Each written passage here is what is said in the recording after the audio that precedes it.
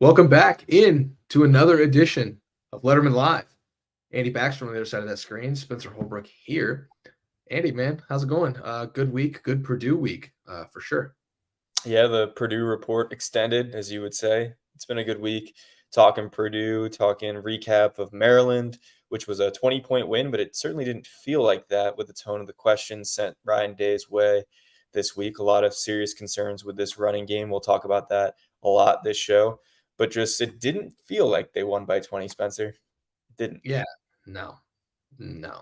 It's weird, man. Like I was writing about this game all week, and it's like, oh, they really struggled here. Well, the linebackers didn't play great here. Oh, there's some concerns here, and it's like, oh yeah, they beat an undefeated team by 20. That's right. That happened. They covered the spread. So just a weird vibe this week. Yeah, and that's always a reminder when covering this team. If you're a fan of this team, you have to judge it to a standard, as you've been saying, which I agree with.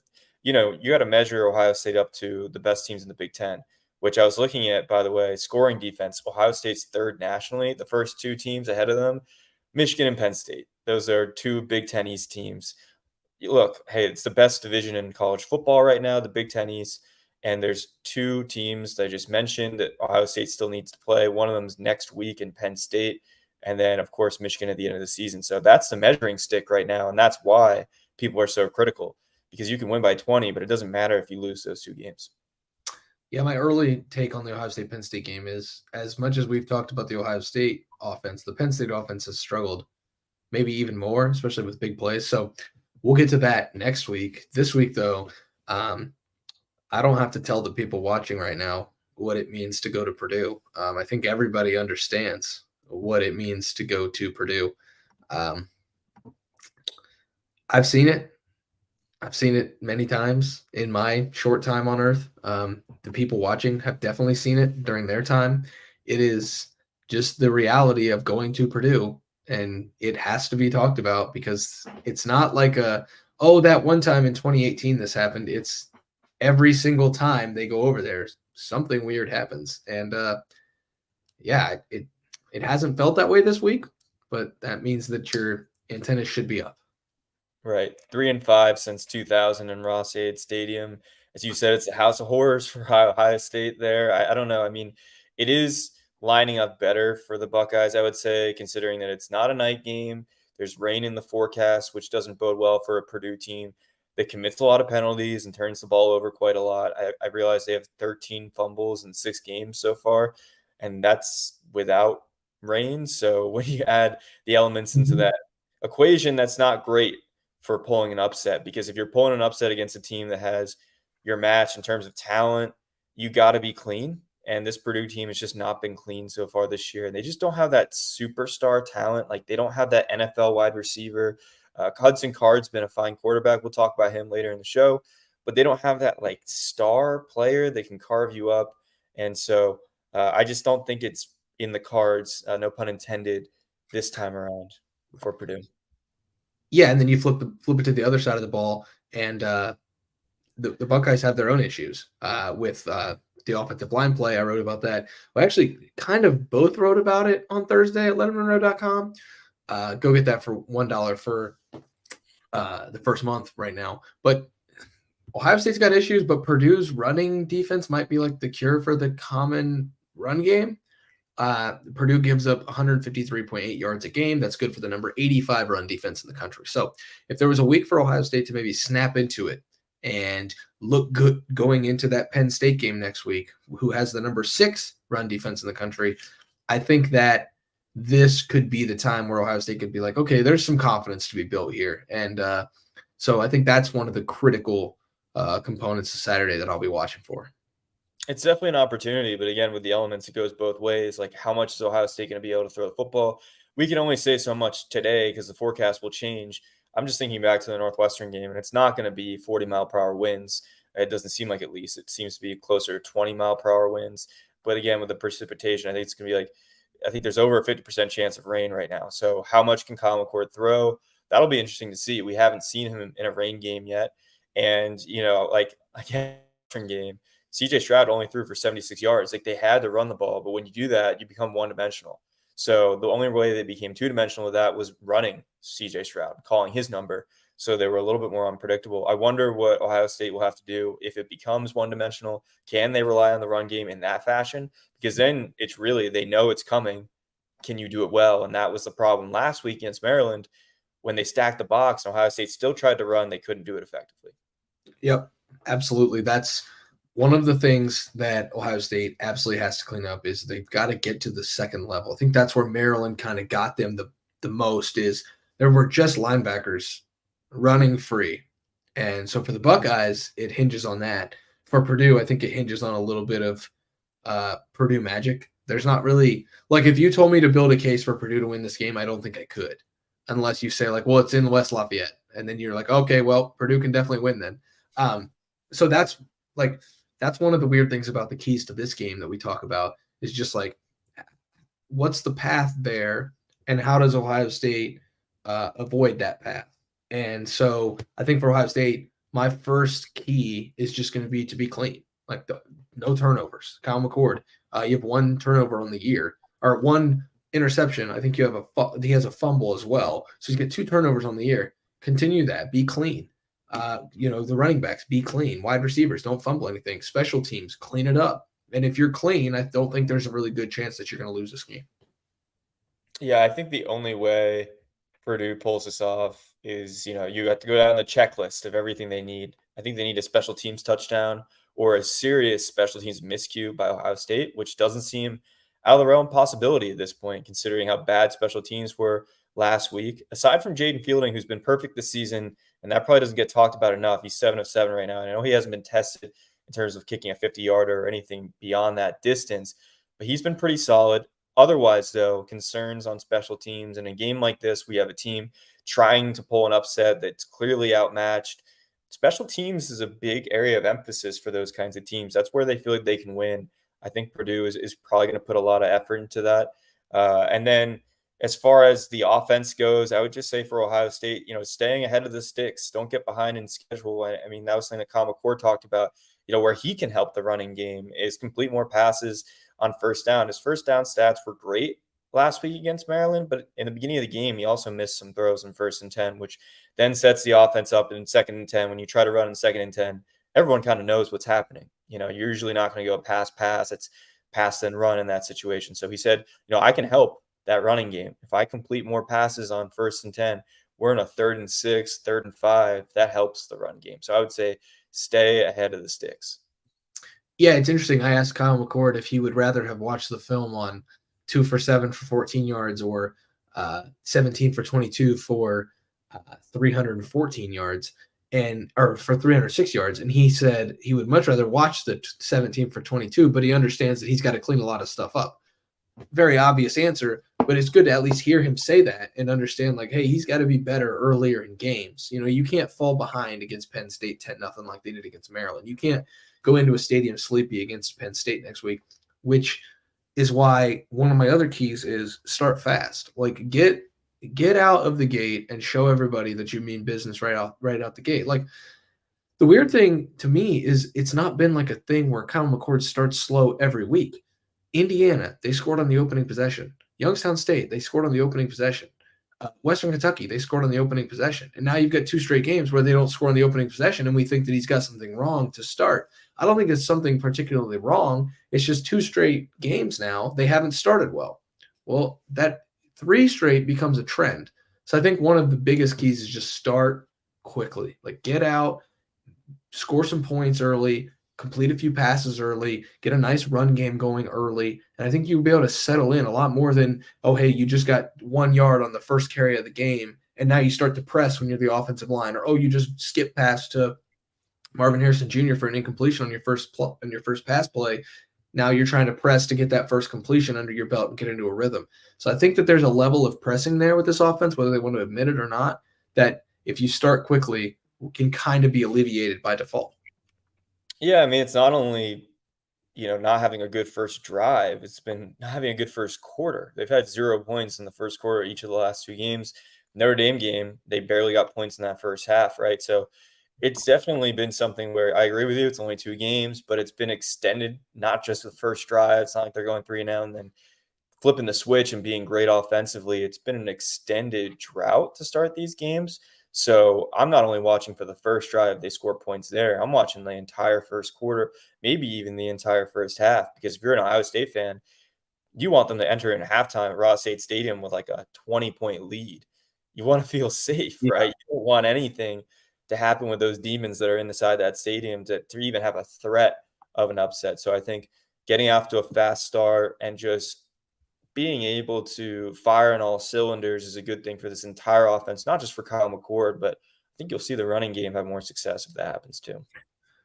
Yeah, and I thought Brian Hartline's answer on Wednesday night about passing to set up the running game was really, really interesting. And it sounded really like almost like remedial or basic, but it holds some truth. And somebody asked him if you could set up the pass to get to the run. And he said, well, if you pass the ball 10 more times, that's 10 fewer reps you get in the running game.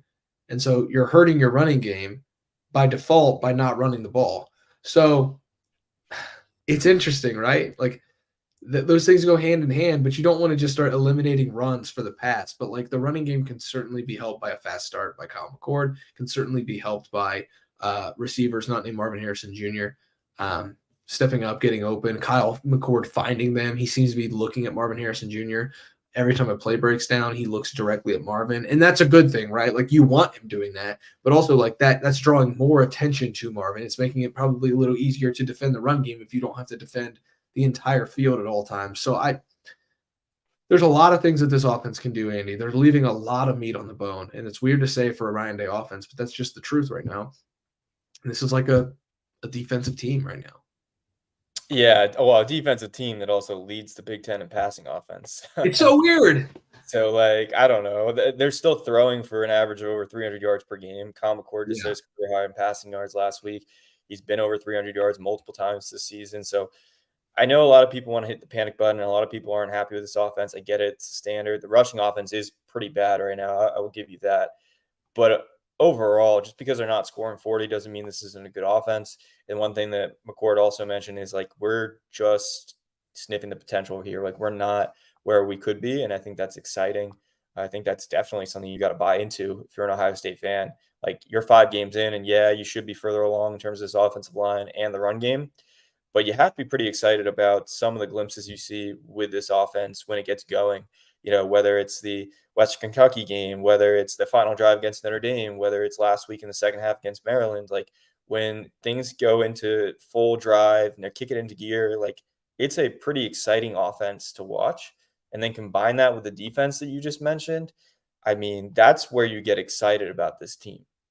Yeah, for sure. Because the defense is going to find ways to hold teams down. Like it found ways to hold Notre Dame down, despite Notre Dame having a lot of success in the running game. It found ways to slow Western Kentucky down. Western Kentucky has one of the most potent offenses in America. It found ways to slow down a Maryland team that had its way for a couple different drives there against Ohio State, but Ohio State made very quick adjustments and figured things out very, very quickly to alleviate all of the concerns you thought you had. I think Maryland had 31 total yards after their first drive of the second half touchdown drive, which is just remarkable, considering what Maryland was doing in the first half against Ohio State and kind of moving the ball when they needed to. So this defense can lead the way. Like you said, the offense can be explosive, but there's a lot of cans here, and we're not saying there's a lot of things that we for sure know. And I think that's one of the things that's frustrating is like you see all of these things, but you see them all as like potential, but you don't see it realized just yet.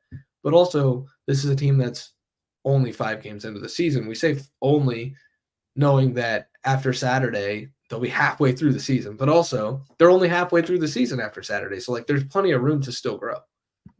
Yeah, well, they hope that they're only a third of the way through the season right now. So, Yeah. I mean, there's always the potential for an extra chapter if they get to where they want to be and achieve their goals.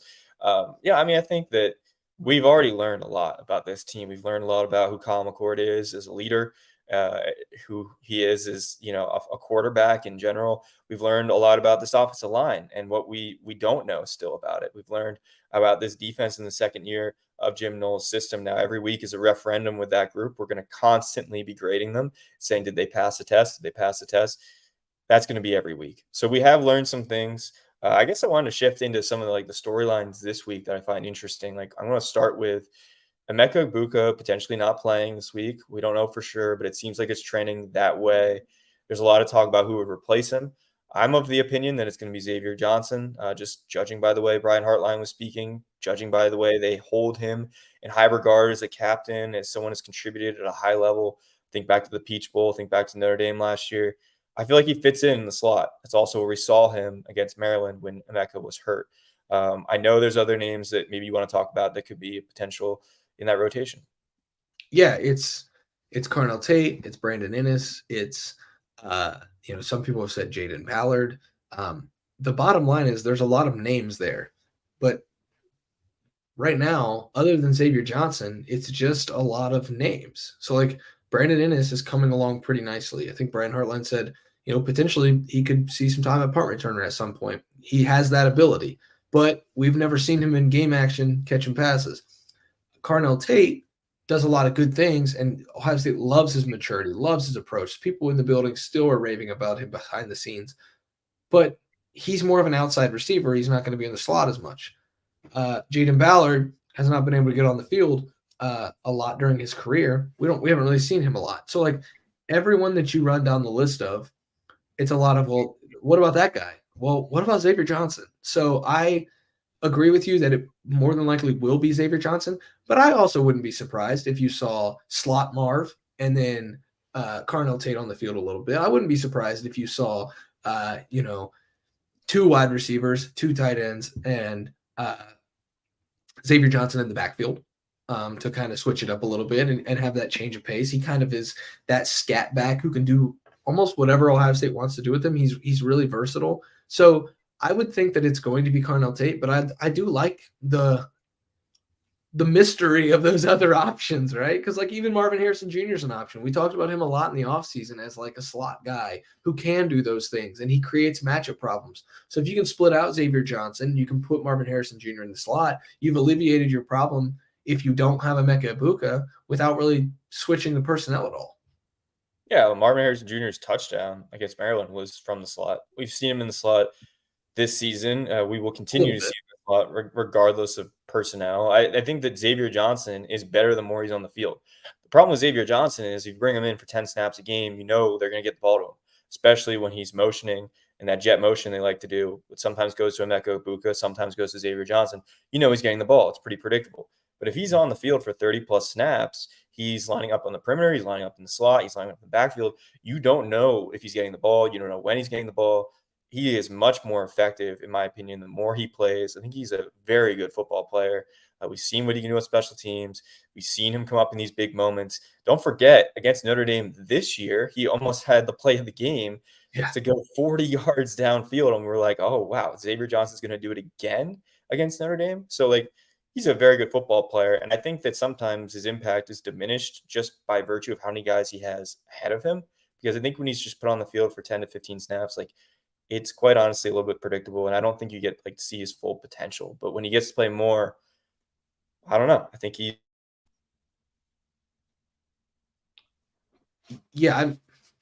I'm intrigued by it because they've got a lot of things that they could do with this offense with Xavier Johnson. They've got a lot of things that they can do with this offense in general. But one of my other storylines, Andy, I'll switch gears a little bit, stay on the offensive side. TreVeyon Henderson is back, and it's important to note that the more I've thought about this week, Ryan Day has made it a point time and time again to make sure to mention TreVeyon Henderson will be back. He will be healthy.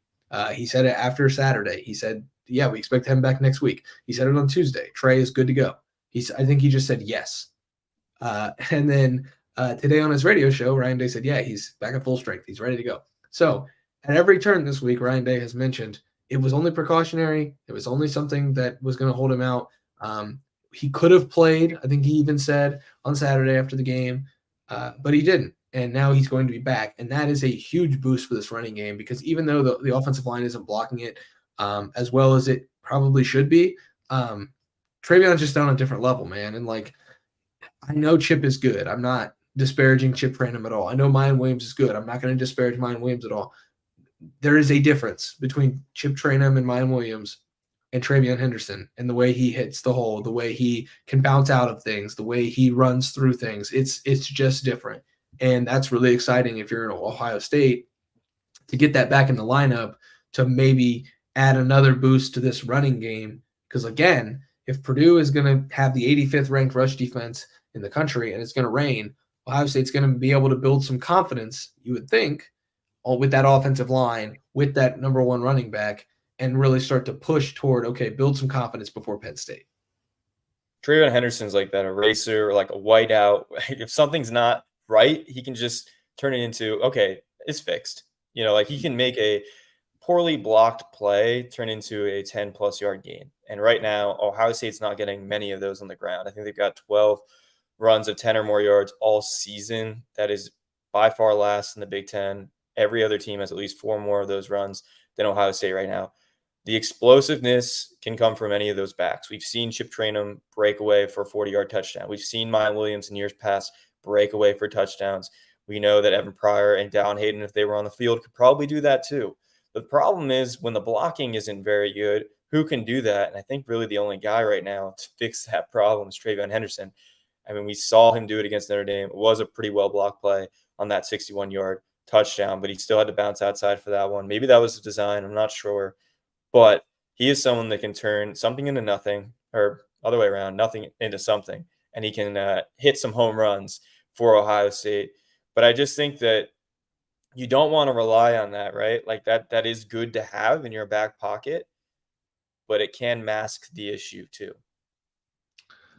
I agree with that to an extent, but if you have a running back who is special, the way I think TreVeyon is, use him to mask that because, like, okay, here's an example. Ohio State last year knew that the offensive line was good last year.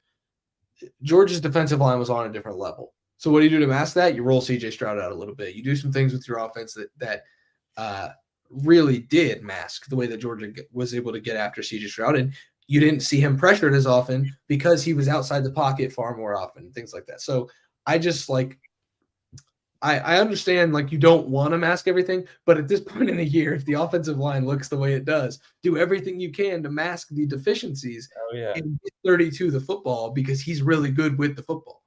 Oh, 100%. I'm just saying that it could be a little bit misleading if they run for a lot of yards and it's because TreVeyon hits 2 home runs and you look at the box score, I'm not saying that you shouldn't do that. I'm just saying it might not be the answer to all the offensive line's problem. Mm-hmm. That's all I'm saying. Oh, yeah. Yeah, that's called the Notre Dame conundrum, where you run for 126 yards and you celebrate that, but then you remember that 61 of them came on one run, and otherwise you average less than 2 yards a carry. So that was the problem at Notre Dame. Again, the biggest problem against Maryland was you did the exact same thing you did against Notre Dame, except you had an extra week to prepare for a Maryland front that wasn't as good, and you didn't have the home run ball. And then that's when you get, I think, 27 for 62, and it looks frankly, it looked bad. Yeah, it looked bad, and I will say Maryland came out with a good game plan. Brian Williams, that defense coordinator for Maryland, I thought he came out with some interesting defensive fronts. I think that they kind of pulled out all the stops, at least in the first half, to limit Ohio State offensively. So, it wasn't like this was a bad Maryland team. Again, they're 5-1, and they might win 8 or 9 games. So, yeah, but I agree that you had an extra week, and they came out looking sluggish altogether, really. I mean, I'm still thinking about that start special teams-wise. I mean, really nothing you can do there for John Froman, just a tough break. One of those guys where if he makes a mistake, everyone's going to shout about it. But if he does his job, no one's going to notice it. So tough deal for that start. But obviously, Ohio State can't afford that. Even on the road, it's hard to come back from something like that. Like Notre Dame, the slow start, they got bailed out by that defense. I mean, if the Ohio State defense didn't play as well as it did to start that game against Notre Dame, who knows how that game would have went. And same thing with Maryland, right? Maryland was up 7-0 driving. They have a 4th and 1 to go for it. And Ohio State gets to stop. If they score there, go up 14-0, who knows how that game goes from there. And then the very next drive for Maryland, they had a 3rd and goal and didn't score on that drive either. I think they got a field goal out of that drive to make it 10-0. So, could have been 21-0 with the slow start on offense. Another storyline I wanted to kind of talk, Andy, is clean up the penalties. Can you go penalty free? We have not seen a penalty free game from Ohio State. I'm not asking for 0 penalties for 0 yards. That is a very tough ask across a 60-minute game. Even the most disciplined teams take some penalties. That's just the way football is. However, holdings, false starts, too many men in the backfield, defensive pass interference. We've seen that now from Davison Igbinosun at time. We've seen it from Denzel Burke at time. This defense is playing really well, but there are some penalties that I think need to be cleaned up before you go into a top 10 game next week at Penn State. Yeah, I mean, Purdue has penalty issues, and that's one of the things that's holding them back right now. But Ohio State shouldn't be in that same conversation, right? So I think they're 10th and 11th right now in the Big Ten in terms of penalties per game. Purdue's even further down in penalty yards. So again, that's something they keep shooting themselves in the foot with. But yeah, Ohio State, 10 penalties last week against Maryland. Ryan Day, one of the penalties, sideline interference. Look, they've had a couple of those where, like, you're going to take your defensive pass interference penalties. You're going to take the defensive holdings. Like, I remember when I covered Boston College and Jeff Hafley, who coached Ohio State, of course, he always used to say to me, like, we're okay with the defensive pass interference penalties from time to time. Like, we want our defensive backs to play aggressive. And if that happens from time to time, okay, we'll deal with that. It's the penalties that are like the illegal formation penalty that Xavier Johnson uncharacteristically had on special teams that, push that punt return even further down to midfield for Maryland. It's the, illegal hands to the face. It's the holding penalties where it's technique things. Those are the things where you're like, we could do without that. Even Ryan Day's, like the sideline interference, like you could do without that. Mick Marotti, I think, was called for one earlier this season too. And that was not as bad in terms of timing. But just in general, like you can do without certain penalties. Other ones are a little bit unavoidable, especially with some Big Ten officials, as we all know. Yeah, the Big Ten officiating has not been great. And Ryan Day gets asked about it, and it's always funny, him trying to avoid fines at every turn. But Ryan Day did say that he ran on Monday for those penalties. Do you believe him? Oh, yeah, I think so. Yeah, I feel like it's part of the culture, right? Everyone's got to run if you commit a penalty. So, Andy, I started running recently. I also started changing my diet, and that is thanks to our friends over at HelloFresh. Crazy schedule can make it easy to fall back on your dinner recipe rut. Keep mealtime exciting with over 40 recipes to choose from every week with HelloFresh. There's always something delicious to discover with HelloFresh. And dude, I'm trying to lose some weight. I'm trying to eat healthy, but also HelloFresh makes it great and easy. But man, you talk about the fall flavor line that includes apple cider cake with caramel sauce, the mini pumpkin cheesecake that Matt and I talked about earlier today on the Lettermen Lounge. They do an appetizer, the barbecue pulled pork nachos. Like, I don't know, like there's so many different directions to go. We get healthy food, then all of a sudden it's like, oh, mini pumpkin cheesecake. Oh, it's so good. I did all that and I got 50% off and free shipping because I used the promo code 50Letterman at checkout at HelloFresh.com. Go to HelloFresh.com, use that promo code 50Letterman for 50% off, plus free shipping at HelloFresh, America's #1 meal kit. I don't have to say much more because the food is just so good. Andy, I know that you know that, and the meals are so easy. They just deliver right to your doorstep, and then you've got all the ingredients for a great meal. It's a steal, especially this time of year. It's better than Instacart too. Like it's there. It's ready for you. You're able to just get it done. And with our schedule and everyone's busy schedule this time of year, holidays are coming up. It's a good thing. Absolutely. What else is a good thing is this Ohio State defense. I want to see another step forward, man. Like that's bottom line. You want to every week, like you said earlier in the show, and I think it's the best thing that you can say is the best thing you could say as it's me, Tim. No, pumpkin cheesecake. Cheesecake. If I said cheese, then I don't think that would be very good. And HelloFresh, everything at HelloFresh is good. But this defense, Andy, like every week they're going to be judged on how well they played against this team and then how well they played against this team. There's a guy on our message board. He's great, but he always tries to grade the defense and grade the offensive line.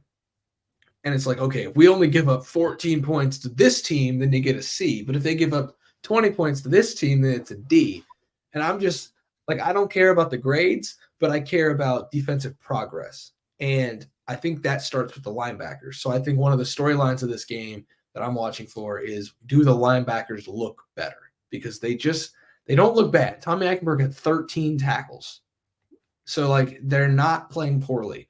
Something just looks a little wonky with them right now, and they're kind of getting neutralized by running games. So I'd like to see them take a step forward this week.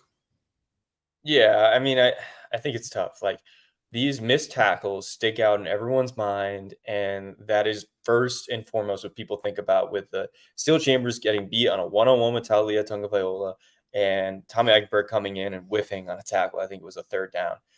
Look, like I get it. That's going to be burned into your mind, but Tommy Eichenberg has a lower missed tackle rate than he did last year right now. And I wrote about him this week, and I think the one thing's getting unnoticed right now is that this defense is one of the reasons why it's as good as it is right now is because he's the quarterback of that defense. They're relying more on his mind than his aggressiveness. They're blitzing him less. He's the one doing all the call outs. He's doing the checks. He's communicating everything for this defense. He's basically Jim Knowles on the field. Jim Knowles always said he hasn't made a legal tackle since the 80s or whatever. That's because Tommy Eichenberg's the one doing it for him. And look, a quarterback of the offense is not going to be perfect. Kyle McCord misses throws early part of the game. Quarterback of the defense is not going to be perfect either, but he's the one that's at the center of all of it. So I think when people watch Tommy Eichenberg, they need to keep that in mind. Like he is keeping this defense on the same page. He is a big reason why they're seeing certain things. They molded this defense around Tommy Eichenberg. Before the season started, it was the ideal situation would be have 11 Tommy Eichenbergs on the field in the sense that they could all read and react like him. Not even react, anticipate like him.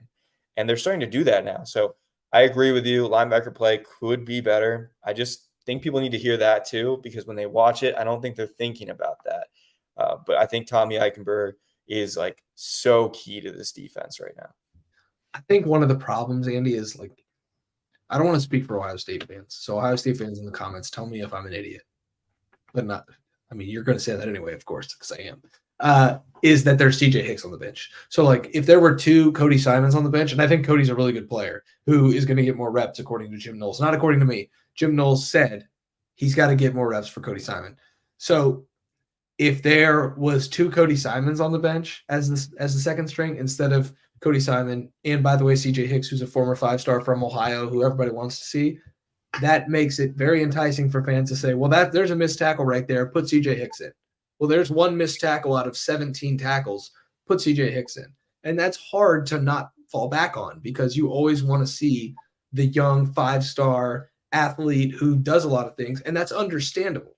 I would love to see CJ Hicks get more reps, but that's not the case right now. And I thought Jim Knowles was pretty candid in the way he handled that when he was asked on Tuesday about CJ Hicks. You know, he's a great young man. He's a great athlete, but there's just kind of a logjam. And that's the term that I used. He didn't use it, but I used it in my story on lettermenrow.com on Wednesday morning. Is that logjam is just keeping CJ Hicks off the field. And it's a shame because you would like to see him get some run, but it's the reality of the situation. Yeah, and the way I'm looking at this right now, like it's not a one-to-one comp, but Dallin Hayden is a similar player, but on the other side of the ball. We know what Dallin Hayden can be. We actually have seen Dallin Hayden perform. We don't really know what CJ Hicks can do defensively. We've only seen him really play special teams snaps and sparing defensive snaps so far at Ohio State. Obviously, they're both great talents. But even with Dallin Hayden, they're trying to save him. They know they're going to lose a lot of running back talent, potentially 3 guys they're going to lose this offseason. They want Dallin Hayden to be a big fixture of this offense next year. Linebacker, they're going to lose probably Tommy Eichenberg and Steel Chambers. They're going to need CJ Hicks next year. So, like, it's not like they don't value these guys. It's just that they have a plan to build a roster and they need to manage it. And I think that's one of the most underrated difficulties for college football in general, especially now with transfer portal, NIL. You got to manage these guys, not only as people, but also as players and figuring out how many years they have left, if they'll transfer, if they won't, what do they need? NIL-wise, like there's so many things to deal with. I think right now in my head, I'm thinking of Dallin Hayden and CJ Hicks in the same wavelength because they're both players that could be big, big impact players next season, but right now are probably on the back burner. Yeah, Dallin Hayden, of course, planning to redshirt, which was a huge development. this week in the Woody Athletic Center. Kind of saw that coming once you didn't see him on the field Saturday against Maryland, despite the fact that Travion Henderson was out and the run game was struggling. You'd think if he's going to play this year, maybe a change of pace there, but I think Ohio State has a good plan for him. And it's probably for the best for everybody that happens. It still stinks because you remember last year against Maryland and how good he looked in that game leading into Michigan. And then he had a good carry against Georgia, a couple nice carries there. So, it's one of those things, like you said, it's roster management. And one of the interesting things as we get into the meat of the schedule, Ryan Day actually called it the beef of the schedule, which I thought was hilarious. It's just little things like that come up that you wouldn't really normally think of, but they're huge parts of the season. Like one of the running backs who helped save the Maryland game last year is not really playing this year. One of the guys that Jim Knowles said was going to be unleashed this offseason is not really getting a lot of reps. So like those kind of things are not like earth-shattering for the national championship picture, but they are interesting to Ohio State and to Ohio State fans. Yeah, and they can change too, right? Like if there's injuries in the running back room, we might see Dallin Hayden. Like the question I have right now is Dallin Hayden running back 4? Or is it just that they know they want to save in a year, they want to burn the red shirt, and they're looking at the long picture or the big picture view right now? It's probably the latter, in my opinion. Like he started the college football playoff. Like Chip Trayanum was on the roster. He could have played in that game. Dallin Hayden was the starter for that game. So like I get that Chip has had a great offseason. I love watching Chip Trayanum run the football, but like I don't think this means Dallin Hayden's running back 4. I just think that they have big plans and they want to save a year of his eligibility. As for CJ Hicks, I don't know. Like he was so impressive in that spring game, and it makes you kind of like water your mouth and just be like, wow, I want to see more. Like this was really exciting. I don't know if it's just because Cody Simon is demanding more snaps. Like that's what you mentioned. And that's what Jim Knowles said. Like he's just earned that. And maybe that's taking the snaps that CJ Hicks would have had. Also the jack at that point, when he said that CJ Hicks would be unleashed, the jack was still a big component of this defense that we thought we would see this year. It's pretty clear that that's not really part of this defense anymore. So I think that's another part of that conversation as well. RIP the Jack. Didn't expect for that to come up, but now we got a drink because every time the Jack comes up, you got to take a drink. Isn't that how that works? Should be. Maybe not. Well, it's 5 o'clock somewhere. It's actually 7:07 right now, which means West Virginia and Houston is now on the Dana Holgerson Bowl. So I hope that you stay with us until 7:30. If not, go watch the Holgo Bowl because I'm going to watch it when I get done here. Andy, you said that you wanted to talk about Hudson Card at the beginning of the show. So let's talk about Hudson Card and this Purdue offense that I don't see as a big challenge to Ohio State, but Graham Harrell, the offense coordinator, it's an interesting offense. Say that. Yeah, we were joking, with our colleague Tim May. It's like with explosives, right? Like sometimes they can blow back in your face, and that's kind of this Purdue offense. Like they actually have the second most plays of 10 or more yards in the Big Ten. They're only tied for 7th in terms of 20-plus yard plays, but they can make some things happen offensively. Hudson Card, against the quarterback, transferred from Texas. He's a redshirt junior, and he shows you a lot of things that you would like. He's a dual threat guy. He can run the football as well. But, he also makes some mistakes. He's got 5 interceptions. I already mentioned Purdue as a team has 13 fumbles through 6 games. So they're going to turn the football over. Penalties, as I already mentioned, hold this offense back as it is.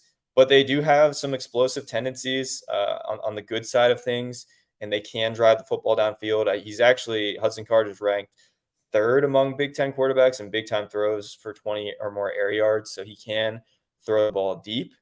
And but the thing is, he holds the ball for a really long time. So if you're trying to look at how many sacks Ohio State has had, and you're kind of still itching for more after last week, you might get some this time because Hudson Card holds the ball longer than any quarterback in the Big Ten, taking bad sacks, pushing Purdue out of field goal range. Has just been a problem this year. So that's something to watch out for this week. Yeah, he's a very erratic quarterback. I would use that word to describe him. But also he's the kind of guy who on any given day can kind of light you up. He was 14 of 22 Against Alabama last year when Quinn Ewers got hurt. He was 21 of 27 for 303 and 3 touchdowns against West Virginia just out of nowhere. And that was the final game he played because Quinn Ewers came back and they were just like, Hudson, off to the bench you go. And off to West Lafayette he went instead. So he's played in games, but like big time games before. He's not immune to this, and he's seen big time defenses. So I think that's one of the things that I like about him is that he's not going to be afraid of the moment. One of the things I don't like about him is, like you said, this offense, very boom or bust. As Tim said, that Tim was talking about fireworks in somebody's hand and blowing up in your face, and I think it was his brother. Great anecdote there. You'll see that on Bold Predictions on Friday. Just a hilarious anecdote that he had to tell. So I thought that was great. No one died. That was the biggest key. That was the biggest key for him. So this Ohio, and for the Ohio State defense, like he's got a good arm. Now the rain may tell you that he doesn't. The wind may tell you that he doesn't. But he can test Denzel Burke. If you told me that he tested Davis Igbinosun, I'd believe you. If you told me that he hit a couple of those slot fades against Sonny Styles that kind of plagued him last week, I'd believe you. Well, and I think the quarterback run is going to come into play. He's got 53 carries so far this year. Again, the rushing yards don't show because he's taking a bunch of sacks. A, because he just takes sacks because he holds the ball too long. B, because his offensive line is not great. And so he can run the football, even though it shows 35 rushing yards with 53 carries.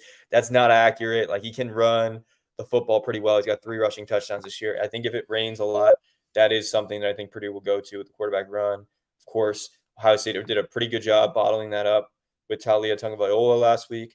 But last year, there were times where quarterback run was kind of a problem for this Ohio State team. So I think we'll see a lot of the quarterback run if it does indeed rain.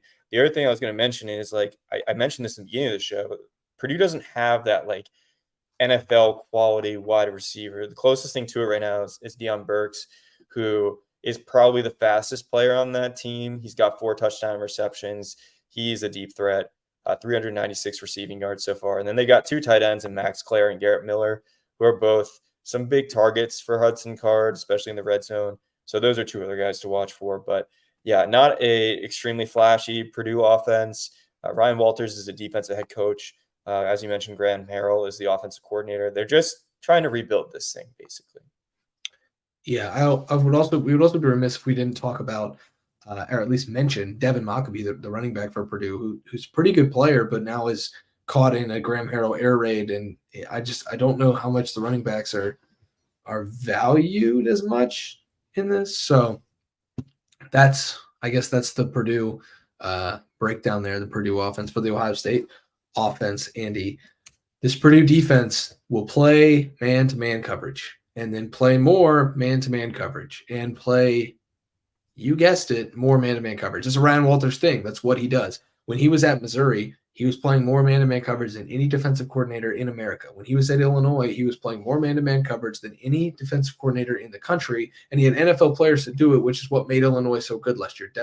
Devin Witherspoon and a couple other guys that you're watching on Sundays now were in that Illinois secondary last year. Well, guess what? There's no NFL corners, no like high-level NFL corners that you're going to see on Kuiper's big board, the top 10 at their position for Purdue right now. And so that's what you mean. That's the other part of that coin that you're talking about where they're building this thing up, is that defense they're building things up right now. And so there's going to be opportunities, even in the rain and even in a little bit of wind, for Ohio State to move the ball through the air due to this secondary playing man-to-man against this passing attack specifically. Because if Kyle McCord gets into a rhythm with these wide receivers, I think it could be a long day for the Purdue secondary. Yeah, if he's getting the ball pretty quickly, because this Purdue team does have 21 sacks on the year, and they've got some pretty good edge rushers, Nick Scourton and Kydrick Jenkins, top of the Big Ten in sacks right now. So that is something to watch out for. I mean, Ohio State did give up 3 sacks against Maryland. Now, some of those were on Kyle McCord, quite frankly. There was also an intentional grounding that may or may not should have been called. I don't know. Up to you to decide. That also counted as a sack. But again, 3 sacks against Maryland. We give up more this week. against Purdue. And then also in the back end, I know they don't have great corners right now, but they do have one of the best safeties in the Big Ten. It's a freshman, and Dylan Dieneman, I think is the way you pronounce his last name, but he's a name to know for sure going forward. Like, if I don't know how to pronounce it now, I probably will in a year or two, because he's already got 53 tackles and 3 interceptions. He's someone that's come on a lot quicker than they expected. And someone to definitely watch for in that back end. Like, they got some guys, basically, was what I'm trying to say, on that defense, some real game changers. But as a whole, they're giving up 27 points per game, and there's definitely a room for Ohio State to light up the scoreboard if they can. Yeah, there's some good players in that defense, but like right now, there's not a George Karlaftis. His younger brother actually is there, Yanni. There's not a Ryan Kerrigan, as Ohio State fans remember from, I think, that 2009 game where, I mean, nobody could block him. So like, it's not a Purdue defense that you're like used to, where there's one guy and then the rest of the team is kind of like supporting cast. It's all a lot of supporting cast. And so that's where I think Ohio State's going to be able to kind of take over in this game. And that's why I've got Ohio State winning relatively big, but we don't give out predictions here because you got to watch bowl predictions for that on Friday. Doug Shepard says, I'm going to watch the game on mute until 7:30. Thank you, Doug. Go watch that Dana Bowl and listen to this content. We really appreciate it, Doug. And Lisa says, I appreciate your analysis. Thank you, Lisa, for being here. We appreciate it, as always.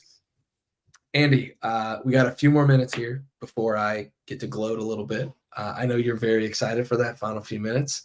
But before we do, which Buckeyes you want to see? Who do you want to see step up, Andy? Can I pick the entire offensive line? Sure, by all means. One guy, like, it's like when the offensive line false starts, you're like, I don't know who was it. Yeah, it's all of them. So I don't know. I think that whole group, this is a big week. Confidence builder, man. Like, this is an opportunity, especially if the elements come into play. Like, they know what you're going to do. You're probably going to have to run the ball. Do it well. That's what Brian Hartline said this week. Like, when you're most evaluated, it's when everything you're going to do and you still do it well. Okay, like, that's what they got to do this week if it is indeed a rain game. That's the offensive line for me. The running game has got to be better, even if it's not perfect. Better. They got to get 4 and 3 yards per carry, not 1 and 2 on those early downs. I'm going to go, since you took the entire offensive line, I'll make it a little more specific just before I get to my actual person. I want to see Josh Fryer play better. He's been actually pretty good this year. I don't think he's been poor for the year, but I think he probably had his worst game against Maryland. And that's not to be mean. That's just kind of the facts. One of the 12 has to be your worst. I think Josh Fryer had his worst against Maryland. So I would expect to see a better effort from him. I would expect to see a better performance from him. We're going back to his home state. He loves the state of Indiana, but he loves playing in the state of Indiana. He played pretty well against Notre Dame, played pretty well in that start against Indiana. What's not to say he can't do it a third time up in West Lafayette. So kind of watching that right tackle position, making sure that he looks a little better this week. So I feel good about him going against Chop Robinson and Abdul Carter next week in Penn State. The guy I'm going to go to, though, actually is Caden Curry. Tim May's going to write about him, I think, on Friday for LettermenRow.com. Go get that coverage for $1 for the first month. But Caden, for all of the fanfare about his offense and being on the field for the beef package, the bison package, he's playing pretty well on defense, too. Had a tip pass, I think, against Maryland, created some pressure, caused some havoc. And that's a guy who just keeps chugging along, man, and just keeps making some plays. So I want to see if that motor keeps turning this week and he can make some plays against this Purdue offense, especially, like you said, Hudson Card likes to hold on to the ball. Yeah, and that could be an opportunity for Mike Hall, who's going to be my next Buckeye that needs to step up, because Tyleik Williams every week this year has played more and more snaps. Eventually, that's going to come to an end. I think that's probably this week, because you can't play more than 70 for Tyleik Williams. There might not even be 70 snaps this week. But Tyleik Williams has been playing so well that he's going to start drawing attention away from Mike Hall. That gives him the opportunity to just wreak havoc in the backfield, and I think that'll come into play this week. A lot of attention right now on JT Tuimoloau. That is all deserved. He's been playing great, not only as a pass rusher, but also as a run defender. I think we'll see a lot of Mike Hall in the backfield this week against Purdue. My second one is going to be, I guess, kind of 2.5, because I really did talk about Josh Fryer more than I wanted. My second one is going to be Ryan Day.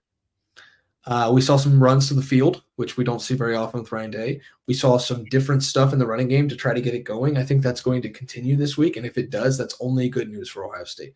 If you see some experimental stuff in the run game that doesn't work, well, they're trying stuff. And that's one of the messages is like Justin Fry was talking about the scheme and talking about the coaching. But I kind of latched onto the scheme where, okay, maybe that zone to the boundary is not going to work. Okay, then how are you going to counteract that and try to find a different way to run the ball?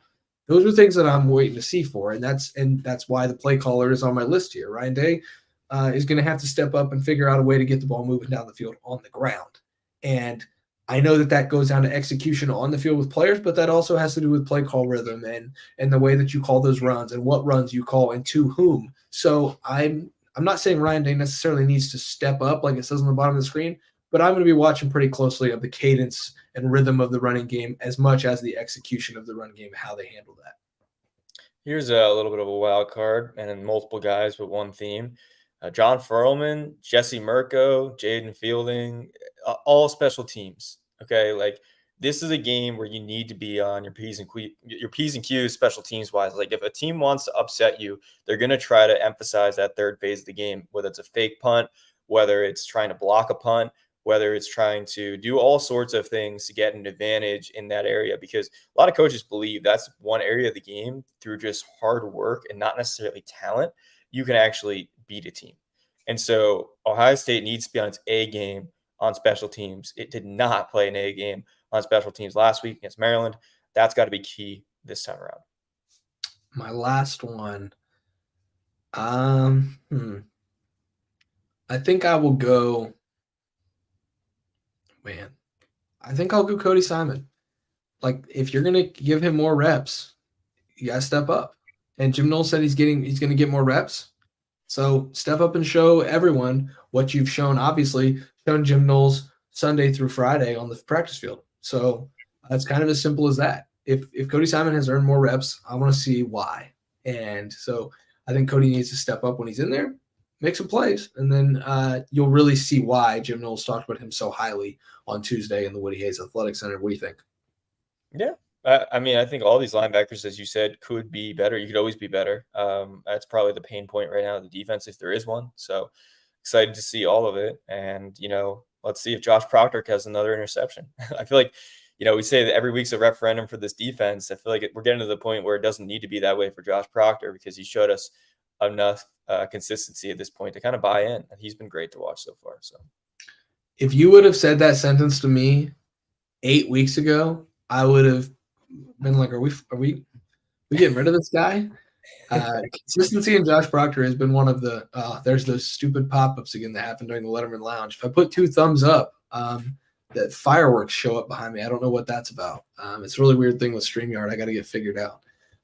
Matt and I had a blast with it on the Lettermen Lounge. Go check out the recruiting show on YouTube. Yeah, Josh Proctor, man, it's the story of the year so far for this defense, in my opinion. The emergence of him as a consistent playmaker. We all knew what he could do on any given play, but we also knew what he could do on any given play. And now we kind of know what he's going to do on every given play, and that's a big deal. And to know that you've got that security in Josh Proctor right now, the way he's playing, that's pretty big. Absolutely. He's seen every shade of this Ohio State defense. He's been around for so many different coordinators, so many different systems. To see it kind of come together while he's kind of coming together, that's pretty cool. I would completely agree. Do you want to do our score predictions on here to give the people, or would you rather save that for the bold predictions video on Friday? Make people bold predictions. We got to give people a reason to watch, right? Yeah. Let's do that. We do have to go through all the games, right? We got to pick out your picks, but then also the games we want to watch this weekend. Oh, man. I'm so glad you asked for my picks because last week, Andy, your boy on the messy note card went 5-0. 5-0. We hit them over 64.5 LSU, Missouri. We hit the BC money line. Look at that helmet up there. That looks so nice on the shelf. Against Army, Texas Tech -1.5 against Baylor, Arizona +21.5 against Alex Grinch and USC because USC's defense stinks. And then we hit the over 53.5 in Notre Dame Louisville. We didn't need Notre Dame to win. We just needed them to hit that sweet over. That's what we did. Well, Ohio State might have needed Notre Dame to win. All right. But you didn't. Here we go. All right. Rutgers, Michigan State. Rutgers minus 4.5. Michigan State's bad. It's bad. I think we're ready to use that Q word nobody wants to use in college football, man. Like, it's bad. Well, Rutgers making a bowl. Probably. Hopefully. Yeah. Bowling Rutgers. Wouldn't it be Strum bowling Rutgers since they're in New Jersey? Too far. All right. Oregon plus 2.5. Sorry. I'm on the Ducks this week. I think even though it's in Seattle, I'll take the Ducks. BYU plus. What's that? That's my CFP pick. They're actually both of ours going head to head. Yeah. I got Oregon. You've got Washington. I can't take Washington in this game if I'm going to have Oregon make the CFP. BYU plus 5.5 because TCU stinks and doesn't have its starting quarterback. TCU should not be favored in this game. Excuse me. So I'll take the Cougs plus 5.5. North Carolina minus 3.5 against Miami. Take a knee. Maybe I'll pick you. We don't have to talk about it, but we kind of have to talk. Like, take a knee. That was head scratching, to say the least. I guess Mario Cristobal fell on the sword because then the offense coordinator came out and said it was my call, but I think that's really on the head coach too. Like, it's on everyone, man. I mean, when every single player knows like this is not the right thing to do and the coaching staff doesn't, not a good look. Take a knee. It's so dumb. The dumbest thing they could have done. Take a knee. And then Alabama, Arkansas over 46.5. Arkansas stinks out loud, but Alabama's offense is figuring some stuff out. Alabama's offense is still trying to figure things out. Maybe get defensive score for Arkansas, but these teams always kind of play. I think it was like a shootout last year. It was like 46-20 or something like that. So yeah, I think Arkansas is kind of bad, but I also think Alabama can take advantage of that, and I think Arkansas might be able to score a couple times, push that over. So I'll take those. So we got Rutgers, Oregon, BYU, North Carolina, and Alabama, Arkansas over because we don't like rooting for unders. Do you ever sit watch a game and be like, man, I hope this game goes under? That would be so fun. No, I mean, I do like good defense, but that's only if the game is like started off where it's low scoring, and then like by halftime, like, you know what, I like a good defensive game, but I never go into a game being like, oh, I hope it's a 6-3 game by third quarter. Like, I don't know, maybe some people are built like that. Maybe if you play defense in college or pro or whatever, maybe that's the way you look at the game, but not me. No, there's no reason to look at a game like that. What do you want to watch? I just spent, I think, 5 minutes gloating about my picks. What do you want to watch? Yeah, I mean, I feel like we were kind of spoiled last week with that kind of slate. I don't know. This time around, Oregon, Washington definitely is the headliner for me. 3:30 game on ABC. Again, we already mentioned, like, we think that both those teams are going to make CFP. I think Washington, Spencer thinks Oregon. Not both of them, but one of them, at least for each of us. And so that's a game I'm going to be watching. Pac-12, I love it this year. Also on the agenda for me is definitely USC Notre Dame. I think that Ohio State needs a win for Notre Dame. Notre Dame dropping to 4-3 makes that win South Bend look significantly less important on that resume for the CFP. And I think USC has looked so vulnerable to this point that can they get away with another win? I don't know, but I'm watching that one for sure. Those are two games that stick out to me. Just two? You only got two? Who's BC playing? I could pull out another. I feel like BC this week is I think they might have a bye. Might be off. Let me look. But yeah, while I'm looking this up, what games pique your interest? The Bobcats going on the road in Northern Illinois. Listen, DeKalb was a house of horrors, man. I went up there my senior year of college with Andres P. Nakos, the minister of NIL, and he and I had a good time in DeKalb, but also, buddy, let me tell you, it's always windy. It's always rainy, and the Bobcats always lose. So Ohio needs to win the MAC this year. It's the best chance they've had. They haven't won it since 1968. Nobody wants to hear me talk about the MAC, but I'm definitely paying attention to Ohio, Northern Illinois. And then I'm sure that we'll have the Oregon-Washington game on the end of that, and then the rest of the game on Saturday, the rest of the games, the late slate on our phones, on the laptop, whatever, as we're driving back from West Lafayette. So whatever's on at 7:30 and has the ability to be streamed, wink, wink, nudge, nudge, Peacock for USC Notre Dame. We'll be watching, I'm sure. Well, okay. So to answer the question, BC is on bye, and I'm not going crazy. So that's what I thought. Secondly, that game you're talking about, the Wolf Stream, is UCLA, Oregon State. That's our beats. Yes, that's at 8 p.m. on Fox. Tristan Gebbia's former team, as all Ohio State fans know. Yes. More importantly, DJ Uiagalelei's team right now. Oregon State Beavers against UCLA Bruins. That's 8 p.m. Fox. That's an 18-5 matchup, Spencer. That's a pretty good top 20 matchup there. Pac-12. Two Pac-12 notes before we get out of here. Washington, Oregon is the first game between 5-0 or better Pac-12 teams since 2004, which is just insane and probably part of the reason why the league has crumbled. And then the second thing is take the UCLA Oregon State under. And that's it's not an official play on the card, but yeah, you'll count it if it works, though. Yeah, if I go 6-0, then I'll go 6-0. But if they lose, I'm not counting it. So, Andy, what do you say we get out of here? Go watch Dana Holgorsen against his former team, West Virginia. That's where I'm heading. I don't know about you. I'm watching the Phillies. So, Phillies gonna win? You got the Phillies? Oh yeah, 100%. It would be treason if I didn't. Treason. Betrayal. No, yeah, Phillies in 4. So if the Phillies win, yeah, there was a split second where I was like, "Hey, can I get back to Philadelphia for this?" But there's no way I was going to do that. And they get to West Lafayette tomorrow, which is where we're headed. Excited for Week 7. Let's get out of here, Spencer. Yeah, what do you say we get out of here and go cover Ohio State versus Purdue, noon on Peacock. Andy and I will be there. Tim May will be there. Matt Parker's got a lot of recruiting stuff coming. $1 for the first month. We'll talk about pricing after that. Come join the party at lettermenrow.com. We'll see you guys over there.